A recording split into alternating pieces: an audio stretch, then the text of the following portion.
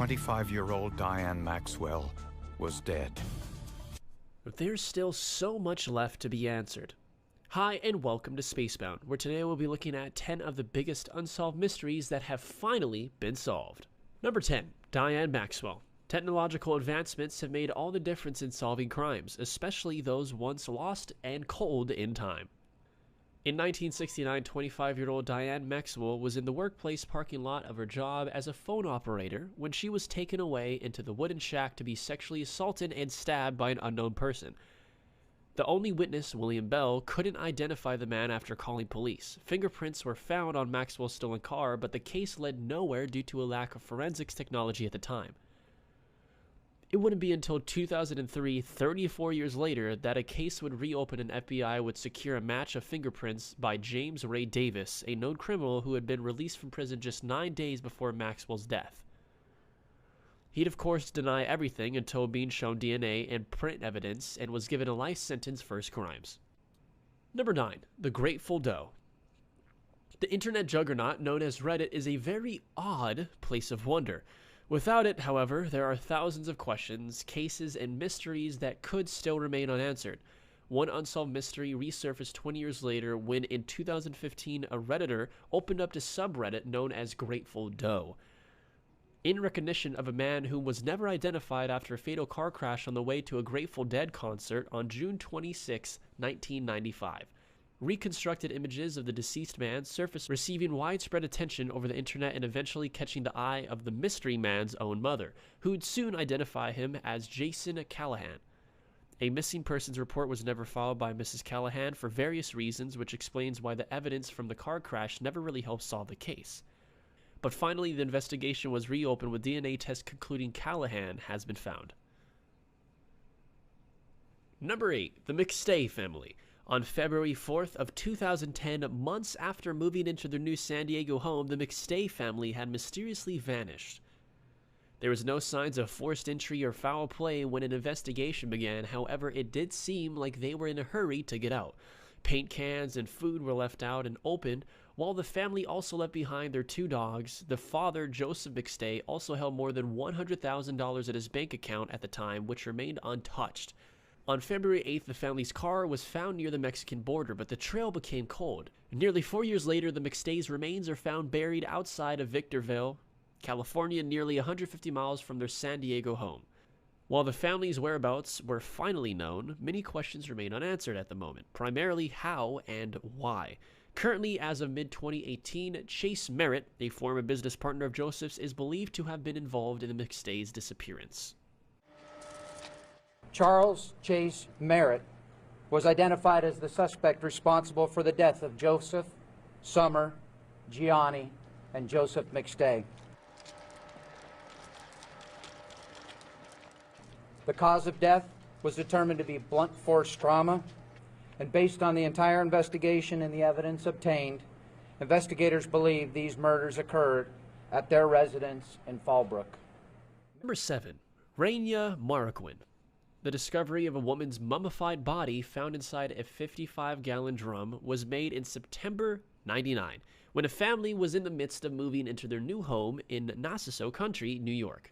Thanks to forensics, the lady was later identified as Raina Marroquin, an immigrant from El Salvador whom, at the time of her murder, was 9 months pregnant. Her death was soon linked to Howard B. Elkins, a man Raina worked with for the former homeowner where the barrel was found. During the case, however, Elkins committed suicide and was soon after identified as the father of Raina's unborn child through the DNA analysis.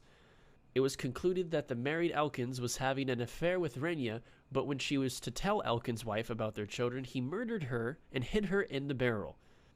The happening was in 1969, 30 years before Raina was found. One final message from Raina and her address book read, "Don't be mad, I told the truth." Did you ever use this type of a barrel in your business? No, we never had any barrels like that. No, we never had any barrels like that. Did you ever use a dye known as halogen green? No, we never used the chemical. We had no need to use the chemical. There were plastic pellets found in the barrel, and we believe that they were used in your business. Is that right? I don't know. I don't know what they would have been used for. Number 6. Lori Ruff. It would occur in 2010 when Lori Erica Ruff would take her own life, but not without leaving some truly puzzling documents behind. Lori was an identity thief whose true origins would remain shrouded in mystery until 2016, 6 years after her passing. The woman's story begins in 1971 when she was known as Becky Sue Turner. However, the real Becky died in a house fire in Washington state that year. Details are scarce from then on, but along the way, Lori had grabbed onto some name named Lori Kennedy, which eventually became Lori Ruff after marrying Blake Ruff in 2004. Following Lori's death in 2010, investigators acquired DNA samples from the Ruff family, which led to a first cousin, Michael Cassidy, from Philadelphia. He saw a photo of Lori and confirmed her true identity as Kimberly McLean, a woman who'd ran away from her Pennsylvania home when she was 18. Number 5. Susan Schwarz. Imagine having a set of playing cards be your own downfall. This case occurred in October 1979 when Susan Schwarz was shot in the middle of her shower at home. There was insufficient proof leading to an indictment with no reported witnesses at the time of the crime. Eventually, a set of playing cards were released in 2008 which featured cold cases and offers of rewards for information linked to their safety.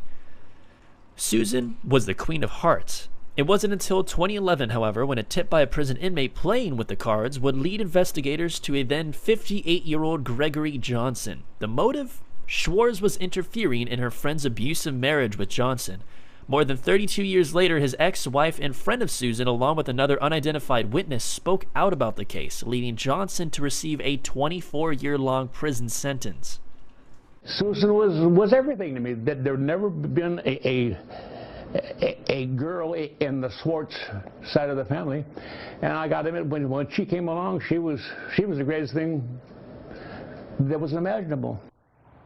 Number 4. Benjamin Kyle. Sometime in August 2004, a totally random, naked, and utterly beaten person was found lodged between a set of dumpsters outside a Burger King in Jacksonville, Georgia.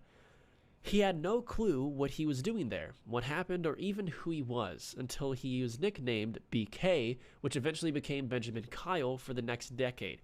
BK went on a searching for answers, hoping to solve his missing identity. He appeared on news channels and even talk shows, including The Jeff Probst Show and Dr. Phil. Finally, in 2015, a genetic genealogist by the name of C.C. Moore worked with Benjamin to track down his past and found more than what they were expecting. It turned out he had been missing longer than before being found outside the Burger King. In fact, Ben ran away from home in 1976 and hadn't spoken a word to his family since. They have, of course, reunited since, which probably wouldn't have happened if Ben didn't lose his memory in the first place. Kind of ironic. In the last hour, I have gone from a ghost just walking through society with no ID, I didn't exist, and now all of a sudden I'm legal. I have an ID. Number 3. Pamela Jackson and Cheryl Miller. Not every closed case will come with a happy ending, but they don't always have an evil revelation either. In May 1971, Pamela Jackson and Cheryl "Sherry" Miller were on their way to a quarry party with classmates, but they never showed. When no one heard from the two girls, friends, family, and locals assumed the worst. Bodies were never found, and neither was their car, a 1960 Studebaker. It wasn't until 2013, more than 40 years after the incident, that a shocking discovery was made at Brule Creek, where the accident occurred. Pamela and Cheryl were found inside with all their belongings, including a wristwatch which had stopped at the time 10:20 p.m., the assumed time of the crash. One unexpected victim from this case, however, is David Lycan, whom was falsely convicted for the two girls' deaths after a fake confession was released by a jailhouse snitch. The car was found Monday when someone walking by saw tires sticking out. The license plate on the car matched the one that was on the Studebaker Lark the two girls were last seen driving. They were following a group of boys to a party at a nearby gravel pit. Number 2. Eitan Pates. It was the abrupt disappearance of 6-year-old Eitan while on his way to a school bus in Manhattan, Soto, which would shake New York to its core in May 1979. The case was kept open until 2001 with no leads, leading to the possible return of Eitan, or an indictment of the crime. Suddenly, investigators of Eitan's appearance had something and continued working in 2010. But it wouldn't be until 2012 when the mystery would be solved from the Pates family, when they would have their closure. The culprit, Pedro Hernandez. He worked at a local corner shop which was on Ayton's way to the bus, offered the little boy a drink, and confessed his wrongdoings. 33 years later, members of Hernandez families backed up his confession in court, leading him to a life sentence as of April 18, 2017. The Pates family has waited a long time, but we finally have found some measure of justice for our wonderful little boy, Ayton. I'm really grateful that this jury finally came back with what I have known for a long time, that this man, Pedro Hernandez, is guilty of doing something really terrible. And finally, number 1, Michael Henley Jr. In spring of 1988, 9-year-old Michael Henley was headed out on a camping trip with his father and family friend in the Zuni Mountains. The trip was cut short, though, when Michael vanished from the campsite only after 20 minutes.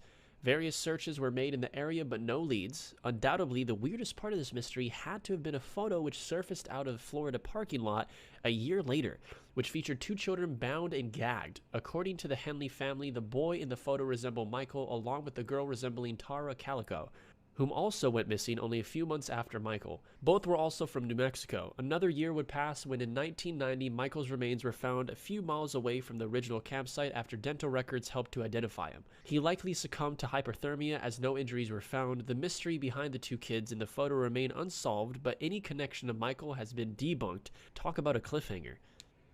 And with that being said, that concludes what are 10 of the biggest unsolved mysteries that have been solved. Feel free to comment what you thought about today's video and maybe leave a like if you've enjoyed. Also, don't forget to subscribe and push that notification button to see more Spacebound videos similar to this one in the near future, and have yourselves an excellent day.